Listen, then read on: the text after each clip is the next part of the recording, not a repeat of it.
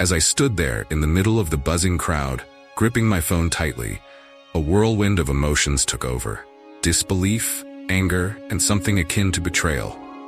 I had built this entire day around the promise Jennifer and I had made to each other, a commitment that was supposed to be unshakable. The guests murmured around me, and I could feel their eyes as they waited, each second piling on a mountain of pressure. Her voice echoed in my ear, flat, almost cold. "James, I told you, Dan needs me right now. He's hurt, and I have to be with him. I'm sure you can understand that." Understand? How could she expect me to understand that our wedding, our future, was being put aside for someone else? I took a deep breath, and words spilled out faster than I could catch them. "Jennifer, I don't think you realize what this means for me. This isn't just about us standing up here together. My entire career is on the line. My boss, my colleagues, everyone who has invested in my success is here. I told you how crucial this day was." There was silence on her end of the line, the kind that stretches long enough to make you feel every tick of the clock. Then, a quiet, almost careless sigh. "I'm sorry, James. Truly I am. But Dan needs me now more than ever." Before I could respond, the call ended. A few of the guests closest to me were starting to notice that something was amiss. It was then that I felt a light touch on my arm. "James," a soft, familiar voice spoke, pulling me out of the haze. I turned, and there stood Emma, my classmate from university, her face full of empathy and, surprisingly, resolve. "Listen," she whispered, her eyes holding mine steadily. "If you need someone to go through with this ceremony, I'm here for you. You won't have to go through this embarrassment alone." I blinked, barely processing her offer. But the storm of emotions in me was relentless, pushing me toward a decision I never thought I'd consider. Could I really go through with it? Standing there, I felt like I was coming undone. The weight of her words sank deeper, a hollow ache taking over as I stared at the blank screen. How had things turned so drastically? Jennifer and I had built this day together, the day that would mark the beginning of a lifetime of shared dreams, ambitions, sacrifices, or so I had thought. Her words echoed in my mind, sharp and piercing. "You can get promoted any time, but Dan needs my help and you're asking me to ignore him? How can you be so selfish?" Selfish. Was that really how she saw me? It was a brutal revelation to stand here, in front of everyone who'd come to witness our commitment, and feel utterly alone. I glanced around, feeling the concerned stares of friends, colleagues, even my superiors who'd arrived early to celebrate this new chapter in my life. A chapter that was now hanging by a thread. My heart pounded with a mix of frustration and panic. I felt the urge to grab my phone and try to reach her again, to say something that would make her understand the importance of this moment. But I knew, deep down, that any more pleading would only fall on deaf ears. Jennifer had made her choice, and it wasn't me. Just as I was grappling with the impossible task of explaining the situation to everyone, I heard a voice calling my name. I turned around, half expecting yet another sympathetic look, but there was Doris, a familiar face from university, walking toward me with purpose. She wasn't smiling, her gaze was steady, understanding, and, unexpectedly, full of resolve. "Doris," I managed, the strain obvious in my voice. "I don't even know what to do right now. Jennifer's just gone." Her eyes softened with empathy, but she didn't hesitate. "James, I know this isn't ideal," she began, her voice steady and calm. "But if you're worried about losing face today, about everything you've worked so hard for, let me help. I can stand by you, and we can get through this together." Her offer was like a lifeline in the midst of my turmoil. Are you serious?" I asked, barely able to believe what I was hearing. She gave a small, reassuring nod. "Yes, I'm here, and I know you'd do the same for me if the situation were reversed." Her gaze held mine, unwavering. "I won't let you face this alone." In that moment, I felt a warmth spread through me, a reminder that maybe, just maybe, I didn't have to face this unexpected twist of fate by myself. With a deep breath, I took her hand, and we both turned to face the crowd, ready to embark on a journey neither of us had ever anticipated. I remember the look on Doris's face as I told her everything, feeling almost foolish to be rehashing the memories. She listened with quiet intensity, her eyes fixed on mine, absorbing every detail without interrupting or judging. I could sense she knew there was more to my anger than just Jennifer's betrayal today. It was a pattern, a story that had been unfolding long before this day. Sitting there in the dim room, just hours after our unexpected wedding ceremony, I felt oddly comfortable confiding in Doris. I told her about the long years of friendship between Jennifer and Dan, how Dan seemed to command her loyalty with an ease that I could never match, and how it had often left me feeling like an outsider in my own relationship. I could still remember the sting of that scarf incident, a small, painful memory that I'd never been able to shake. How I had spent weeks sewing it, choosing colors Jennifer loved, only to see Dan parading it around. And, to make matters worse, how Jennifer had dismissed my hurt like it was nothing, taking Dan's side as if I were in the wrong. "That sounds incredibly unfair," Doris said finally, her voice filled with genuine sympathy. "It must have been difficult feeling like you came second to someone who was supposed to be just a friend." I nodded, a heavy sigh escaping me. It felt like every time Dan came into the picture, I became invisible, and I tried to rationalize it, telling myself I was being unreasonable or petty. But today, when she chose him over our wedding, it felt like the final piece of a puzzle I'd been avoiding all along. There was a quiet moment between us, an unspoken understanding. And though our marriage was a sham, Doris reached over and placed her hand gently over mine, a small but grounding gesture. "James, no one deserves to feel like an afterthought in their own relationship. You deserve someone who sees you and respects what you bring into their life." I felt a warmth I hadn't expected.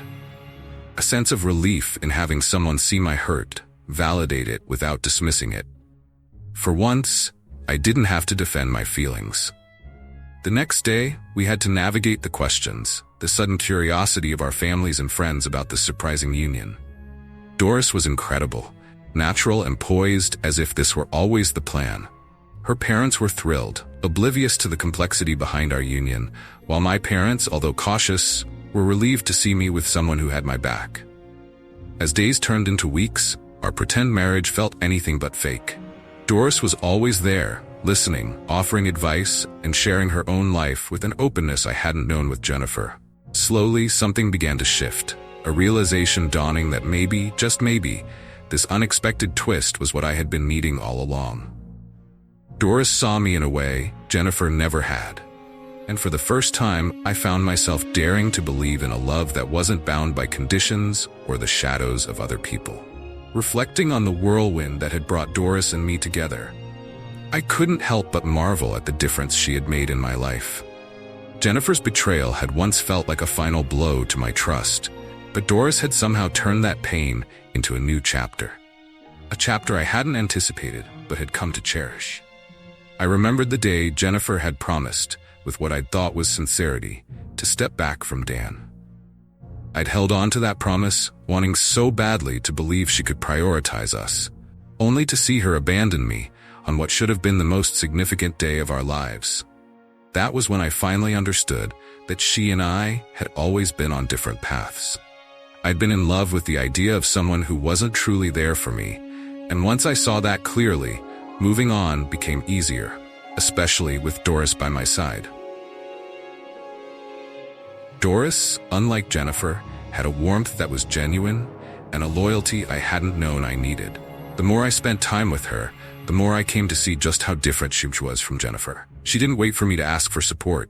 She was simply there, quietly encouraging me, lifting me up in ways that were as effortless as they were sincere. Her promise to make up for the hurt Jennifer had caused me wasn't just words. She lived it, day after day, showing me through her actions that I deserved to be with someone who truly cared. As weeks turned into months, my career began to flourish. My hard work was paying off, and I was promoted to a managerial role, an achievement I'd once thought would only be possible if Jennifer had been by my side. But here I was, thriving with Doris's unwavering support. She celebrated every milestone with me, cheering me on in ways that made my victories feel truly shared. And as the successes accumulated, so did my feelings for her, catching me off guard with their intensity. At first, I told myself it was gratitude, a natural response to someone who had rescued me in my time of need. But it wasn't long before I realized it was much deeper than that. Doris had become my confidant, my closest friend, the person I wanted to share every moment with. The way she looked at me, her quiet strength, her ability to laugh with me and understand me. All of it had woven a connection between us that I hadn't felt with anyone else, certainly not with Jennifer. One evening, as we celebrated my latest achievement over a quiet dinner, I found myself studying her. The way her eyes lit up when she smiled, the gentleness in her laugh. I was no longer haunted by Jennifer's broken promises or Dan's interference. For the first time in a long time, I was at peace. And as I watched Doris that night, it became clear. I didn't just care for her. I was falling deeply, irrevocably in love with her. I stood in Doris's bedroom, staring at the scarf I had once poured so much time and care into, hanging delicately on her clothes hanger. My mind raced as I wondered how it had found its way here, to her room, so neatly folded as if it had been waiting for this very moment. Before I could piece it all together, Doris walked into the room, catching sight of me with the scarf. There was a hint of nervousness in her smile as she met my gaze. "So, you figured it out," she said, her voice barely above a whisper.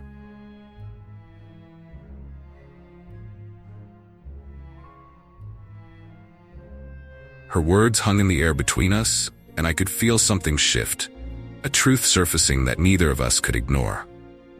She took a step closer, her eyes holding mine as she spoke, a hint of vulnerability in her voice that I hadn't heard before. "James, I've cared about you for a long time, ever since our university days. But you were already with Jennifer, and I didn't want to come between you two. I convinced myself it was just a passing feeling, that you'd be happier with her." She paused, her cheeks tinged with a gentle blush. "But when she left you that day at the altar, I realized it was my one chance to show you how I felt, to maybe be someone who could stand by you in the way you deserve." The honesty in her voice struck me, like the pieces of a puzzle finally falling into place. Everything she had done for me over the past days, her effortless support, her kindness to my family, the way she seemed to understand me in a way I'd only dreamed of. She had loved me all along, quietly, steadfastly, even when I had been too wrapped up in Jennifer to see it. Without thinking, I closed the distance between us, reaching out to hold her hands. I felt the warmth of her touch, her fingers entwining with mine as if they had always belonged there. "Doris," I began, my voice thick with emotion, "you've shown me what love really looks like. I thought I knew before, but being with you has opened my eyes to what it means to be with someone who truly cares." A gentle smile graced her lips, and I could feel my heart racing as I spoke the words I had been holding back, words I knew I meant with every fiber of my being. "Since you came into my life, I found something I never had before, a love that feels real, a love that feels right. And I know that I've fallen for you, Doris." In that moment, we moved closer, the world around us fading away. She wrapped her arms around me, and I held her close, feeling the steady beat of her heart against mine. Our embrace spoke of promises neither of us had to say out loud. She had been there for me in ways I hadn't known I needed. And now I was ready to be there for her, to give her the love she had so selflessly given me.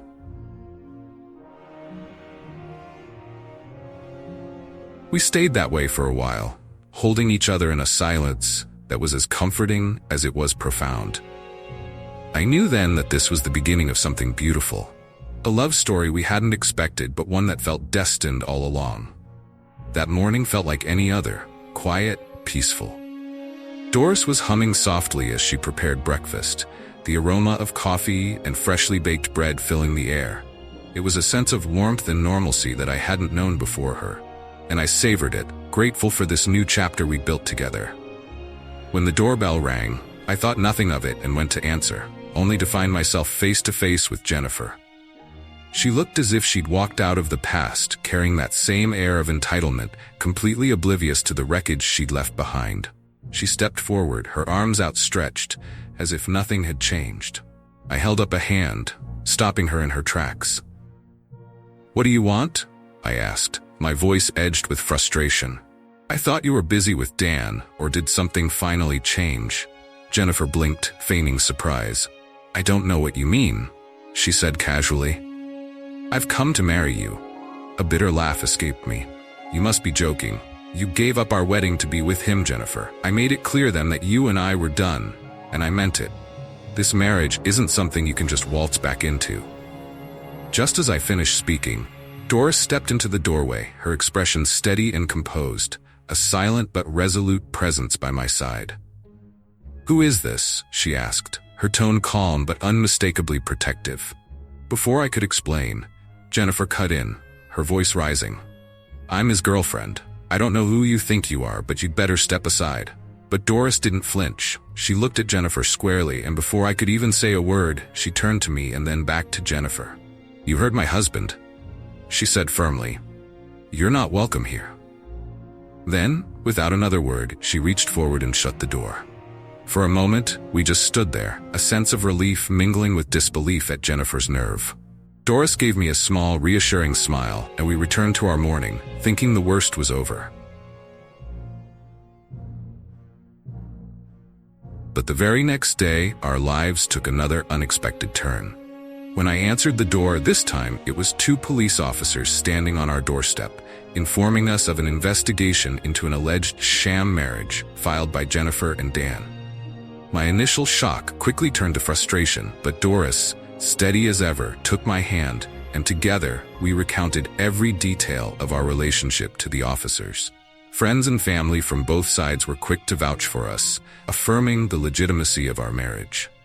Just then, as if fate wanted to put an exclamation point on the whole situation, we received a message from the Housing Development Board, confirming the approval of our flat application, a shared home we'd been looking forward to as we started this new life together.